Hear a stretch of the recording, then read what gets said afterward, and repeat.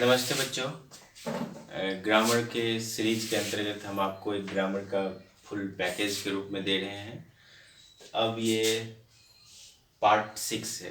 Part 6 में हम आपको बताएंगे एडवर्ब क्या है, इसके टाइप्स को बताएंगे। एडवर्ब का हिंदी होता है क्रिया विशेषण। जैसा कि नाम से स्पष्ट है, क्रिया और विशेषण, यानी क्रिया की विशेषता बताएगा। फिर भी थोड़ा डिटेल से देखें।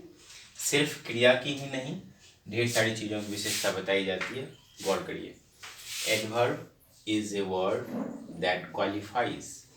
एडवर्ब एक शब्द होता है जो क्वालिफाई करता है, यानी विशेषता बताता है एक वर्ब का, एन एडजेक्टिव का, अनदर एडवर्ब का। इन तीन चीज़ों के अलावा भी देखेंगे और किन किन चीज़ों की एडवर्ब विशेषता बताता है। A verb, adverb is a word that qualifies a verb. तो कैसे वर्ब का क्वालिफाई करता है, एग्जाम्पल के रूप में देखिए। ही रन्स फास्ट, वह तेज दौड़ता है। रन्स ये वर्ब हुआ। कैसे दौड़ता है, तो फास्ट दौड़ता है। ये दौड़ने को क्वालिफाई करता है, इसलिए एडवर्ब जो हुआ वो फास्ट जो हुआ वो एडवर्ब हुआ। क्लियर। अब इसमें देखिए, एक एडजेक्टिव को क्वालिफाई करता है, एन एडजेक्टिव। एग्जाम्पल के रूप में देखिए, she is quite an intelligent girl. Hindi पहले देख लें। वह बिल्कुल बहुत ही तेज लड़की है। क्वाइट मीन्स बिल्कुल। She is quite an intelligent girl. इसको तत्काल छोड़ दें, तब फिर पढ़ें she is an intelligent girl. अब ये गर्ल क्या है, नाउन है। कैसी लड़की है, इंटेलिजेंट। तो जो नाउन की विशेषता बताता है वो क्या हो जाता है, एडजेक्टिव बताता है। जो नाउन की विशेषता बताता है वो एडजेक्टिव होता है। लेकिन कहता है कि तेज लड़की है। कितनी, तो बिल्कुल तेज लड़की है। बिल्कुल तेज, ये क्वाइट जो है ये इंटेलिजेंट को क्वालिफाई करता है। तो ये इंटेलिजेंट एडजेक्टिव हुआ और इसको क्वालिफाई करता है क्वाइट, यानी क्वाइट इंटेलिजेंट की और तीव्रता को बढ़ा देता है, इसलिए क्वाइट जो हुआ यहाँ एडवर्ब हुआ। क्या हुआ, एडवर्ब हुआ, यानी एडजेक्टिव को भी क्वालिफाई करता है एडवर्ब। तीसरा देखें, एन अनदर एडवर्ब, एक दूसरे एडवर्ब को क्वालिफाई करता है, दूसरे एडवर्ब की विशेषता बताता है। एग्जाम्पल के रूप में देखिए, सी रैन वेरी फास्ट। सी रैन वो दौड़ी। कैसे, फास्ट, बहुत तेज दौड़ी। तो ये जो फास्ट है किसको क्वालिफाई करता है, वर्ब को। ये रैन क्या है, वर्ब है। कैसे दौड़ी, फास्ट दौड़ी। कितनी फास्ट, तो ये वर्ब की विशेषता बताता है, तो ये एडवर्ब हो गया। एडी भी दीजिए, एडवर्ब हो गया। कितनी फास्ट, वेरी फास्ट, बहुत फास्ट। तो ये वेरी फास्ट, तो ये वेरी किसको क्वालिफाई कर रहा है, फास्ट को। तो वर्ब, तो ये क्या हो गया, एडवर्ब। यहाँ एडवर्ब को क्वालिफाई कौन करता है, वेरी। अब एक अलग सेंटेंस देखें आप। Unfortunately the thief was not cout. Unfortunately का हिंदी हुआ दुर्भाग्यवश। Unfortunately the thief was not cout, दुर्भाग्यवश चोर नहीं पकड़ा गया। ये पूरा एक सेंटेंस है, तो जरा गौर करिए। यह जो एक शब्द है अनफॉर्चुनेटली, पूरे सेंटेंस को क्वालिफाई करता है। दुर्भाग्यवश द चोर नहीं पकड़ा गया। Unfortunately the thief was not cout, चोर नहीं पकड़ा गया। कैसे, तो दुर्भाग्यवश। तो ये अनफॉर्चुनेटली पूरे सेंटेंस को क्वालिफाई करता है, इसलिए ये क्या हो गया, एडवर्ब हो गया। तो एडवर्ब कभी कभी पूरे सेंटेंस को क्वालिफाई करता है, इसे याद रखिएगा। ठीक। एक दूसरा एग्जाम्पल देखें, only you can tell the facts. Only you can, केवल तुम इस सच्चाई को कह सकते हो। Only you can tell the facts. तो जरा गौर करिए, ओनली यू, केवल तुम, तो ये क्या है? प्रोनाउन हुआ, जो नाउन के बदले में आता है। केवल तुम इस सच्चाई को कह सकते हो, तो ये जो ओनली हुआ ये प्रोनाउन को क्वालिफाई करता है, केवल तुम। तो इसका अर्थ ये हुआ कि ये यू को क्वालिफाई करने वाला एक शब्द है ओनली। तो जो क्वालिफाई करता है प्रोनाउन को वो क्या होता है? एडवर्ब। तो कभी कभी कुछ ऐसे भी वर्ड आएंगे जो प्रोनाउन को क्वालिफाई करता है, तो ये आप याद रखिएगा। कुछ ऐसे वर्ड हैं जो प्रोनाउन को क्वालिफाई करता है, यानी एडवर्ब कभी कभी प्रोनाउन को क्वालिफाई करता है, याद रखिएगा। एडवर्ब कभी कभी प्रोनाउन को क्वालिफाई करता है। एक अगला सेंटेंस देखें, even torture could not break his spirit. यहाँ तक कि टॉर्चर यानी पिटाई, टॉर्चर तंग करना, उसके आत्मा को नहीं खोल सकी, यानी उससे कुछ नहीं बुलवाया जा सका। तो even torture could not break his spirit. तो ये जो इवन है ये टॉर्चर को क्वालिफाई करता है। इवन टॉर्चर, यहाँ तक कि उसे दंड दिया गया, टॉर्चर किया गया, तो ये टॉर्चर क्या है? नाउन है, और ये इवन नाउन को क्वालिफाई करता है।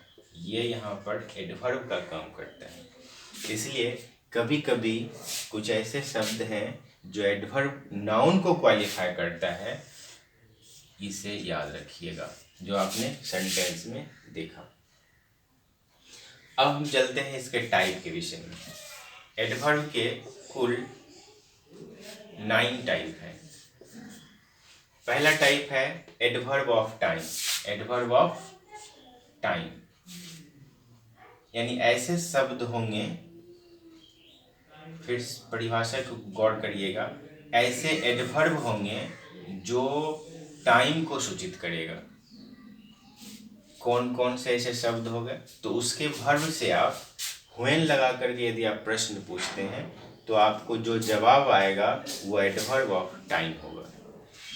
तो वो एडवर्ब कौन कौन है जो टाइम को सूचित करता है? Before, now, lately, daily, already, since, formerly, late, ago, soon, yesterday, never. ये सारे ऐसे वर्ड हैं जो टाइम को सूचित करता है, यानी क्रिया कब हुई, व्हेन, कब हुई वो दर्शाता है। एक एग्जांपल देखें, आई केम यस्टरडे।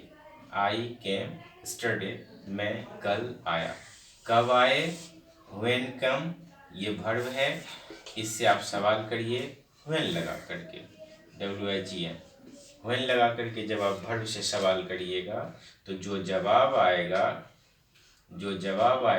वह जवाब एडवर्ब ऑफ टाइम होगा। यानी ये एडवर्ब है, दिखाता किसको है? कम को सपोर्ट करता है, क्वालिफाई करता है, और टाइम को सूचित करता है। तो ये ऐसे एडवर्ब हुए जो टाइम को बताता है, यानी एडवर्ब ऑफ टाइम, यस्टरडे। दूसरा एक एग्जांपल देखें, वेस्टेड टाइम नेवर रिटर्न्स। बर्बाद हो गया समय कभी नहीं लौटता है, यानी बीता हुआ समय कभी नहीं लौटता है। Returns, wasted time returns, wasted time लौटता है कब? कभी नहीं, नेवर। किसको क्वालिफाई करता है? रिटर्न्स को। कब रिटर्न्स होता है? कभी नहीं। When returns, never. तो ये किसको कब? Adverb of time. दूसरा है टाइप एडवर्ब ऑफ प्लेस। ये ऐसे एडवर्ब वाले शब्द होंगे जो प्लेस को सूचित करेगा, स्थान को बताएगा, और उसके वर्ब में यदि आप व्हेयर लगा के सवाल करिएगा तो जो जवाब आएगा वह जवाब एडवर्ब ऑफ प्लेस को सूचित करेगा। क्लियर? एक शब्द देखें एडवर्ब ऑफ प्लेस वाला, here, there, everywhere, up, down, within, away, backward. ये सारे ऐसे वर्ड हैं जो प्लेस को दर्शाता है। जरा गौर करिए सेंटेंस पर। स्टैंड हेयर, स्टैंड मीन्स खड़े होना, लेकिन कहाँ? हेयर, यहाँ, ये स्थान, इस स्थान पर खड़े होइए। Is mister Das within, is mister Das within, क्या मिस्टर दास अंदर हैं? ये स्थान, अंदर बाहर, अप डाउन एवरीवेयर, सभी जगह, देयर मीन्स वहाँ, हेयर मीन्स यहाँ, बैकवर्ड मीन्स पीछे, अवे मीन्स दूर, विदिन मीन्स अंदर। तो ये सारे के सारे वर्ड हैं। यदि आप भर में वेयर लगा के सवाल करिएगा तो जो जवाब आएगा वह एडवर्ब ऑफ प्लेस होगा। अगले नंबर पर चलते हैं। फिलहाल इसको आप पॉज करके नोट कर लें, तब हम तीसरा नंबर लिखते हैं। उतार लिया? चलो अब तीसरे नंबर पर चलते हैं। ये शॉर्ट में लिखे हैं adverb of frequency. Adverb of frequency. Frequency का अर्थ होता है, हिंदी होता है तीव्रता। तीव्रता, तो ये तीव्रता का अर्थ ये देखिए, हाउ ऑफन, कितनी बार, यानी कितनी बार, यानी कोई क्रिया कितनी बार होती है तो उस क्रिया को बताने वाले शब्द एडवर्ब ऑफ फ्रीक्वेंसी कहलाता है। तो उस शब्द को पहले देख लें। ट्वाइस यानी कितनी बार, हाउ ऑफन कितनी बार, ट्वाइस ऑफन हमेशा, वंस एक बार, सेल्डम नहीं के बराबर बिल्कुल नहीं, अगेन पुनः, ऑलवेज मीन्स हमेशा। ये ऐसे वर्ड हैं जो एडवर्ब ऑफ फ्रीक्वेंसी को दर्शाता है, यानी क्रिया कितनी बार हुई उसको बताता है। एग्जाम्पल पर गौर करें। I have told you twice. ये ट्वाइस को यदि हटा दें तो अब गौर करिए, आई हैव टोल्ड यू, मैंने तुमसे कहा है। आई हैव टोल्ड यू, मैंने तुम्हें कहा है। कितनी बार कहा है? ट्वाइस। ये जो ट्वाइस है ये टोल्ड की विशेषता बताता है कि कहा गया कितनी बार, तो 2 बार। तो ये जो हुआ एडवर्ब ऑफ फ्रीक्वेंसी हुआ। चौथे नंबर पे चलिए, एडवर्ब ऑफ मैनर। मैनर का हिंदी होता है तरीका। हाउ यानी कैसे कोई क्रिया होती है, एडवर्ब ऑफ मैनर तरीका। कोई जो क्रिया होगी किस तरीके से होगी उस तरीके को बताने वाला शब्द मैनर होता है। जैसे वेल यानी क्रिया कैसी हुई, अच्छे तरीके से, साउंडली अच्छे तरीके से, स्लोली धीरे धीरे, सैडली उदासता से या उदासी पूर्वक हुआ, ब्रेवली बहादुरी तरीके से हुआ, 10 इस तरह से, 100 इस तरह से वो क्रिया हुई। तो ये सारे वर्ड हैं जो क्रिया के मैनर को दर्शाता है। अब एक एग्जांपल लें। This story is well written. इस वेल को तत्काल हटाइए और पढ़िए फिर से। दिस स्टोरी इज रिटन, यह कहानी लिखी गई है। तो लिखी तो गई है लेकिन कैसे? वेल अच्छे तरीके से लिखी गई है। तो ये जो वेल है ये रिटन को क्वालिफाई करता है और ये बताता है कैसे तरीके से, तो वेल तरीके से बताता है। दूसरा एग्जांपल देखें। The boy works hard. ये हार्ड को हटाइए, फिर से गौर करिए। मेरा आ रहा है। क्या हुआ? The boy works hard. चलिए। The boy works hard. लड़के works. The boy works. इतना ही ध्यान दीजिए, hard को तत्काल छोड़िए। तो the boy works. लड़के काम करते हैं। तो काम तो करता है, वर्क्स करता है, लेकिन किस तरीके से? हार्ड, बहुत कठिन तरीके से। यानी ये हार्ड ऐसे शब्द हैं जो वर्क्स के मैनर को बताता है। कैसे? हार्ड। ये क्या हुआ? एडवर्ब ऑफ मैनर, यानी एडवर्ब यानी तरीके को बताने वाले शब्द। 5वें नंबर पर देखिए adverb of degree. Adverb of degree ये आवृत्ति फ्रीक्वेंसी, तीव्रता भी कह सकते हैं, आवृत्ति, तीव्रता मत कहिए, आवृत्ति कहिए इसे, आवृत्ति, पुनरावृत्ति आप कह सकते हैं। यहाँ डिग्री मीन्स तीव्रता। Adverb of degree how much,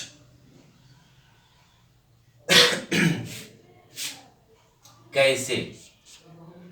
adverb of degree, इसके वर्ब में यदि आप हाउ मच लगा करके प्रश्न पूछिएगा तो उसका जो जवाब आएगा वो एडवर्ब ऑफ डिग्री होगा। एग्जाम्पल पर गौर करिए, these mangoes are almost ripe. ये ऑलमोस्ट को फिलहाल हटाइए, अब पढ़िए, दीज मैंगोज आर राइप, ये सभी आमें पके हैं। पके हैं तो कितनी पके हैं, ऑलमोस्ट, यानी पूरे का पूरा, पूरा का पूरा पका हुआ है, ऑलमोस्ट बिल्कुल पका हुआ है।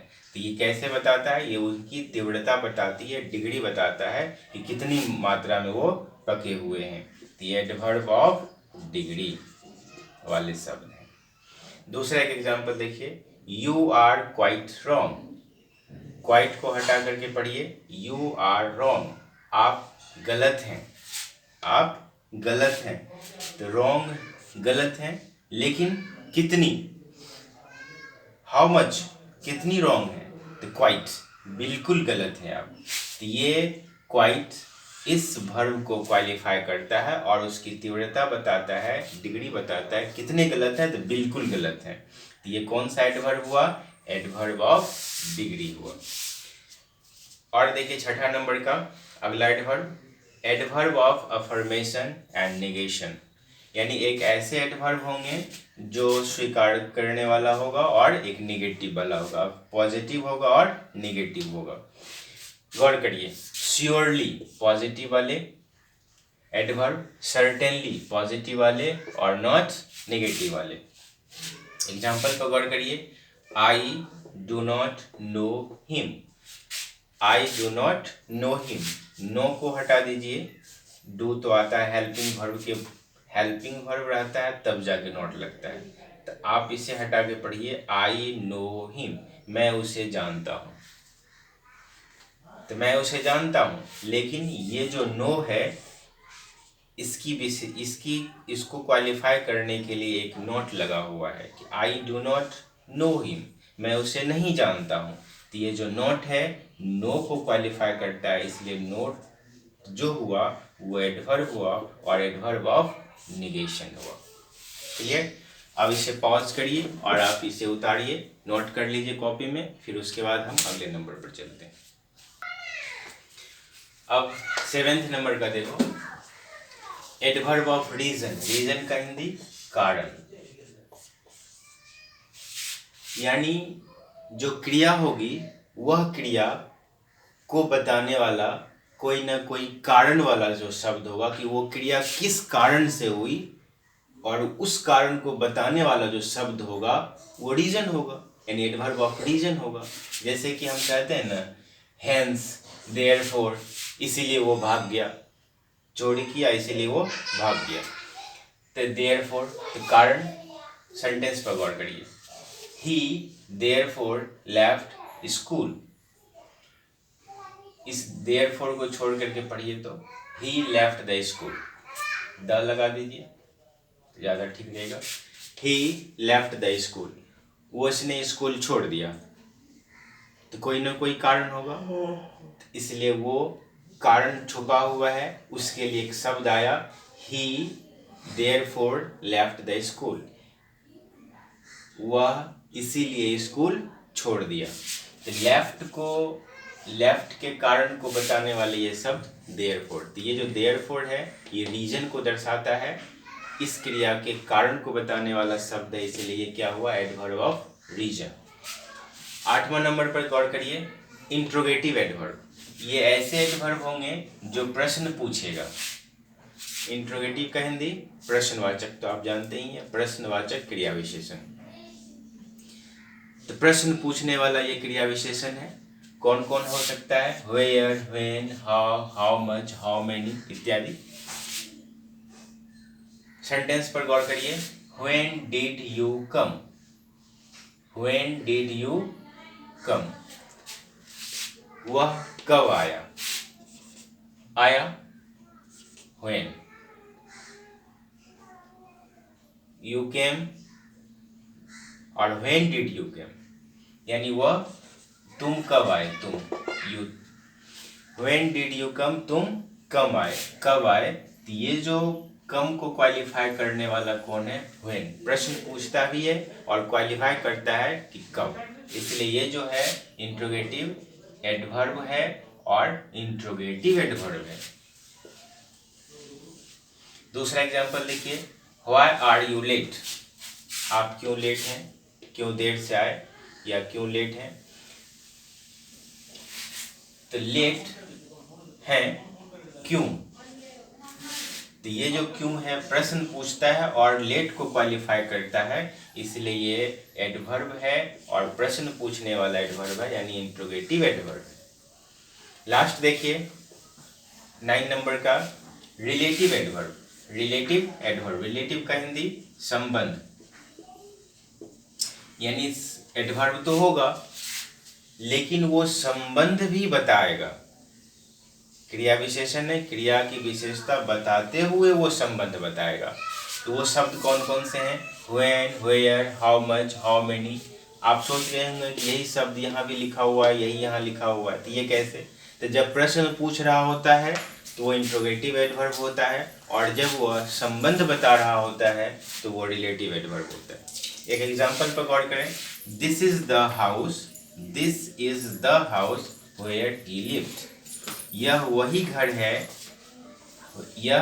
दिस इज द हाउस, यह वही घर है वेयर ही लिव्ड, जहां वह रहता था। जहां वह रहता था, ये लिव्ड की विशेषता बताता है वेयर, और इसका संबंध इस सेंटेंस से बताता है।